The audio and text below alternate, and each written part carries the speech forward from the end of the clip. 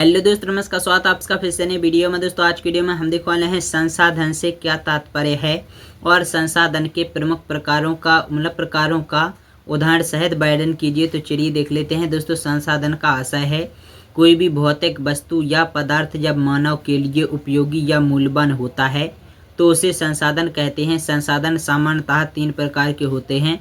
प्राकृतिक संसाधन।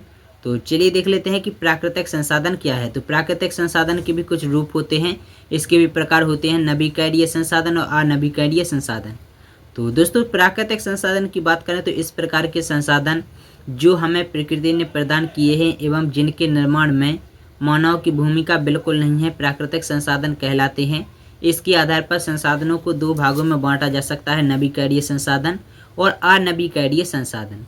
नवीकरणीय संसाधन की बात करें तो वे संसाधन जिन्हें उपयोग के बाद पुनः उत्पादित किया जा सकता है या पुनः उपयोग में लाया जा सकता है, जैसे कृषि उपजें, चारागाह, कृषि भूमि, जल संसाधन एवं वायु संसाधन आदि। बात करें अनवीकरणीय संसाधन की तो ये ऐसे संसाधन ये संसाधन सीमित होते हैं और कभी न कभी समाप्त हो सकते हैं। इसकी उपलब्धि सीमित होती है, जैसे खनिज संसाधन, कोयला एवं पेट्रोलियम। बात करें मानव संसाधन की तो दोस्तों मानव संसाधनों से आदाय मानव संसाधनों से आशय मानव शक्ति के उपयोग से है। किसी भी देश का सबसे महत्वपूर्ण संसाधन उसके निवासी होते हैं।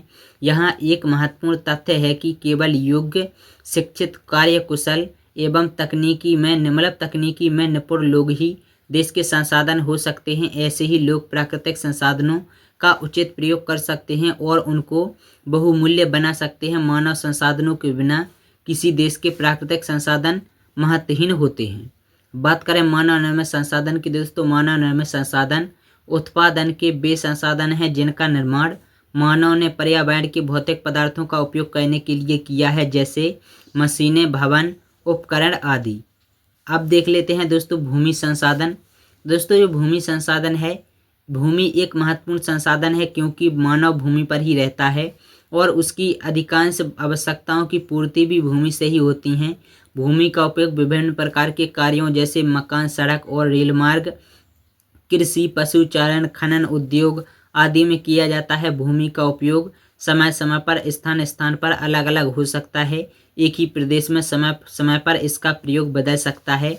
बात करें कृषि संसाधन की तो दोस्तों भूमि, मृदा एवं जल कृषि के आधारभूत संसाधन हैं साधन हैं और समुद्र के तटीय मैदान तथा नदियों की घाटियों को जलोढ़ उपजाऊ मिट्टी में कृषि कार्य आसानी से किया जाता रहा है।